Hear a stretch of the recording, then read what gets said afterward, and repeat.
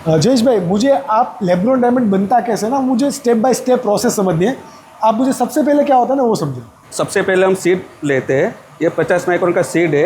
ये diamond seed है 0.050 microns. अच्छा, तो ये नेचुरल होता है या फिर ये भी लेब्रोन होता है? ये लेब्रोन ही होता है। अच्छा, ओके, इसके ऊपर ही डायमंड ग्रो होता है और बड़ा होता है। मैं आपको बाद में बताता हूँ मशीन पे। ये फर्स्ट स्टेज है। उसके बाद जो फाइनल स्टेज है, ये फाइनल स्टेज है। ये 0.50 माइक्रोन था। हाँ। ये 6 mm का हाइट का है। और लास्ट इसका स्टेज है, ये फाइनल डायमंड है। ये फाइनल है, इसमें से सारे जो शेप का जो डायमंड चाहिए वो कट होगा। हाँ, वो बाद में होता है। ये फाइनल डायमंड ऐसे होता है मशीन के अंदर। ओके, तो ये जो सीड होता है वो भी हम ग्रो करते हैं या फिर सीड हमें कहीं और से परचेस करना होता है? सीड ये अपने यहाँ से नहीं होता, बाहर से रहते हैं। लेकिन इसके या सीड में से 6 से 7 बार हम ग्रो कर सकते हैं एक ही सीड में से। हाँ। तो जब ये लेयर कार्बन के ऊपर बन जाती है, हाँ, तो सीड अलग से फिर निकल जाता है। हाँ, हम उसको इन लेजर प्रोसेस करवा के अलग करवा देते हैं। सीड अलग करना हाँ, पड़ता है। हाँ। ओके, तो क्या ऐसा पॉसिबल है कि डायमंड की जो क्वालिटी होगी वो भी सीड की तरह होगी? हाँ, जैसे कि 100%। हम हाँ, सभी जैसे फार्मिंग में आप देख लो, हाँ। जैसा सीड होता है वैसा ही हमें वैसे पौधा मिलता है। जैसे आपका स्वीट की क्वालिटी कैसी है, हाँ। उसके डिपेंड करता है कि आपका जो ग्रोथ है, आपका जो डायमंड वाइट डायमंड है, उसका जो कलर है वो अपने सीड पे डिपेंड करता है। ओके, तो सीड की कितनी वेरायटी होती है? मतलब कि जैसा डायमंड चाहिए उस हिसाब से सीड मिलता है? हाँ, जैसे कलर में चाहिए तो कलर का सीड होना नहीं, चाहिए। सीड वही है, लेकिन उसके अंदर जो प्रोसेस है, जो रेसिपीज है, वो चेंजेस होती है। सीड एक ही ऐसा ही होगा। अच्छा, तो सीड केमिकल कंपोजिशन के लिए काम हाँ, करता है, बस right? एग्जैक्टली। हाँ, डेफिनेटली। चलिए पूरी प्रोसेस समझते हैं। Okay. सीड से लेब्रोन डायमंड कैसे बनता ओके है? सर, ये अपना रिएक्टर चैम्बर है जिसके अंदर हम लेब्रोन डायमंड ग्रो करते हैं। ओके, मतलब कि ये मशीन की क्या स्पेशलिटी क्या होती है कि इसमें मशीन मतलब कि लेब्रोन डायमंड बन जाता है? हाँ, मशीन के अंदर हम सबसे पहले सीड रखते हैं। उसके बाद हम मशीन बंद करके पूरा वैक्यूम कर देते हैं। उसके अंदर का एटमॉस्फेयर 0 ग्रेविटी जैसा हो जाता है, यूनिवर्स लाइक यूनिवर्स। हाँ। उसके बाद हम अंदर गैस और सब प्रेशर एज करते हैं। क्या गैस होती है? कौन सा प्रेशर? गैस मतलब कि होता कितना है, प्रेशर? हाइड्रोजन है और मीथेन है, CH4। उसके अंदर 900 to 1000 डिग्री टेम्परेचर सेल्सियस रहता है। लोहा भी पिघला दे? लोहा भी पिघला दे, उससे ज़्यादा। और उसके बाद उसके अंदर जो केमिकल वेपर है, जो गैसेस है, वो गैसेस में से CH4 में से कार्बन अलग होके और सीड के ऊपर लेयर बाय लेयर जमता है। कुछ हफ्ते, कुछ महीने के बाद वो कार्बन का लेयर पूरा एक बड़ा डायमंड ग्रो हो जाता है। एग्जैक्टली। ये पूरा जो मशीन है, क्या हम ये इंडिया में बनता है या फिर आउट ऑफ कंट्री से हम? हाँ, इंडिया में बनता है, मेड इन इंडिया है। बाहर ये पूरा मशीन मेड इन इंडिया है? इसके अंदर जो है सब सामान वो बाहर से कभी हमने करवाया, लेकिन अच्छा, इसका जो चैम्बर है, उसका जो मशीन का पार्ट्स है, वो मेड इन इंडिया है। मैंने काफी सारी जगह सर ऐसा देखा है कि रिएक्शन चैम्बर कोई दिखाता नहीं है या फिर पूरी प्रोसेस ट्रांसपेरेंट नहीं बताते। तो क्या इसमें जो प्रोसीजर होती है वो मोनोपोली होती है? मोनोपोली है। जैसे हम जो डायमंड ग्रो करते हैं, जो हम जो रिजल्ट चाहते हैं, जो एक्सेलेंट रिजल्ट है, उसका जो है जो डायमंड ग्रो का वो इतना मोनोपोली रहता है। एक बार जो मार्केट में है वो सबसे ज्यादा है, वही है मेन। अच्छा, मतलब कि कैसा डायमंड बनेगा वो आपकी प्रोसेस तय करती है? प्रोसेस तय करती है। Definitely. मशीन सब सही एक जैसे ही होते हैं, लेकिन उसके अंदर जो प्रोसेस है, जो पैरामीटर है, वो मेन इंपॉर्टेंस है। और ये मशीन का कॉस्ट कितना होगा तकरीबन, अगर आप एवरेज में कैसे करें? मशीन का कॉस्ट अभी ऐसे 1.20 CR। 1.20 CR in India? हाँ, पर मशीन। ओके सर, क्या इस रिएक्शन चैम्बर में हम कोई लेब्रोन डायमंड का सीड अंडर मतलब कि इंसर्ट करके पूरा एक प्रोसेस कर सकते हैं? हाँ, कर सकते हैं ना। चलिए तो फिर ओके, इसको हम खोलेंगे एकदम आराम है। ओके, आराम से। भारी है? बहुत भारी है। ये चैम्बर है, इस कॉपर स्टेज है, ये मॉलिंग है। ओके, ठीक है। ये बेस प्लेट है, वहीं पे हम यही बेस है जिसमें हम डायमंड सीड रखते हैं। उसके ऊपर ही ये सब डायमंड ग्रो होता है। ओके, और ये कॉपर का क्यों है? मतलब कि एटमॉस्फेयर वगैरह इसका रिएक्शन नहीं होता? रिएक्शन नहीं होता है। इसके अंदर जो पानी रहता है वो है, इसको ठंडा रखता है, और वही है जो इसमें सब पूरा प्रोसेस होता है। ओके, ठीक है।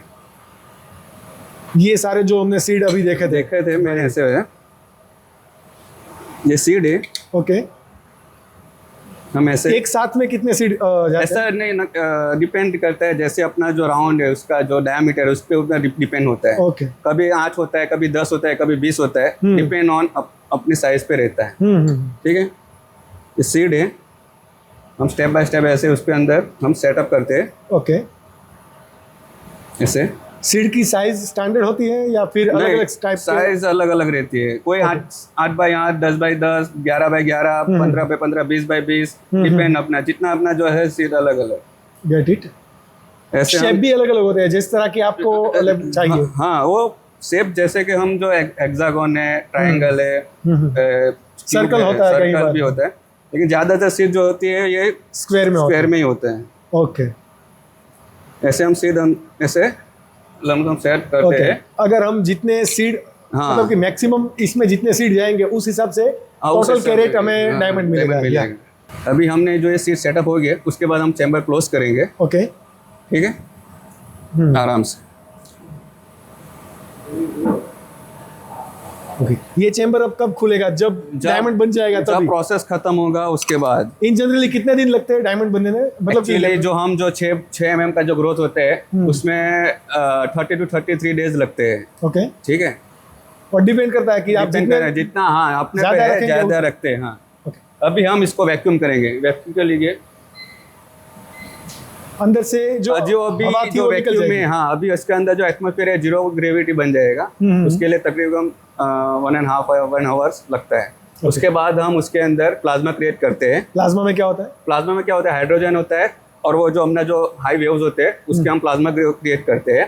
प्लाज्मा से क्रिएट होने के बाद उसमें प्लाज्मा स्टेबल हो जाएगा। उसके बाद हम मीथेन गैस से जो अपना जो मेन डायमंड ग्रोथ करने के लिए जो मेन अपना जो होता है वो गैस उसमें से CH4 हम ऐड करेंगे।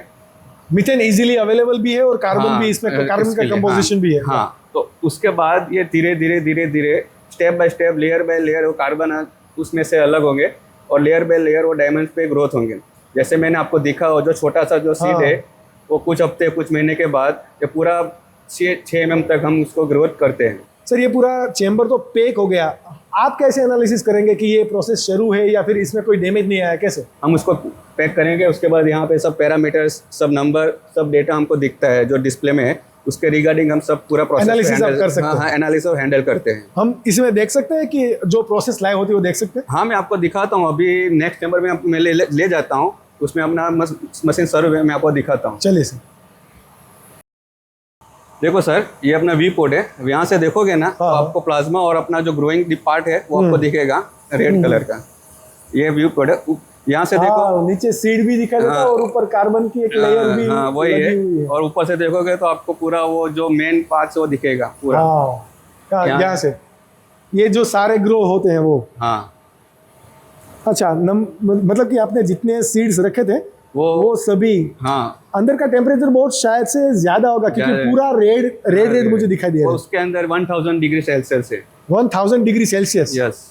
इसमें तो इंसान पूरा जल के खाक हो जाएगा। इंसान का पूरा मेटल सब। लेकिन फिर भी ये पूरा चैम्बर बहुत ठंडा है। हाँ ये इसके अंदर जो डिग्री रहते हैं 900 to 1000 डिग्री टेम्परेचर रहते हैं। उसको हम 24/7 कंटिन्यूसली ठंडा रखने के लिए बाहर अपना आउटसाइड चिलर प्लांट है। ये पाइप प्लांट है, वो पानी का पानी है। उसके अंदर 20 डिग्री का टेम्परेचर कंटिन्यूसली उसके अंदर वाटर शुरू रहता है। ओके ग्रेट यार। हाँ उसके लिए मेरे लिए ये एक्सपीरियंस काफ़ी अच्छा है क्योंकि मैंने first time in life lab grown diamond या फिर डायमंड बनते हुए देखा है। आई एम ये पूरी प्रोसेस ना पूरी सेटिस्फाइड वाली है, सेटिस्फेक्शन आपको देती है।